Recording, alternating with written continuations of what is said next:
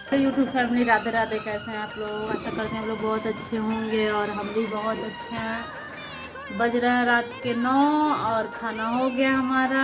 खाना खा ही रहे थे तो मशरूम वाला जा रहा था, फिर कह रहा 20 रुपये पैकेट और 30 रुपये देता है, 35 देता है, तो 20 रुपये पैकेट था। तो पति देव से कहा जाइए 2 पैकेट लेके आइए, तो गए हैं तो लेके आए हैं। खाना तो खा लिए हैं और सुबह जल्दी से बनाना रहता है, तो खाना लाइए इसको साफ कर लें। पूरा इसको इसे धुलने से अच्छा रहता है छील लेना। छीलने पे होता है ना पूरा उसमें का ऊपर का देखिए ऐसे हिस्सा निकल जाता है। तो छील दिए हैं पूरा। अब चलने इसको धुलेंगे, धुल के रख देंगे, इसको बस तल के बनाना रहेगा, चाहे भी तल भी लेंगे। और आप लोग कैसे हैं कमेंट करके बताइएगा। हम लोग तो अच्छे हैं, खाना वाना हो गया है। अब दो तीन बर्तन धोएंगे और उसके बाद फिर हम सोएंगे। और थैंक यू जो हमारे चैनल को सब्सक्राइब किए।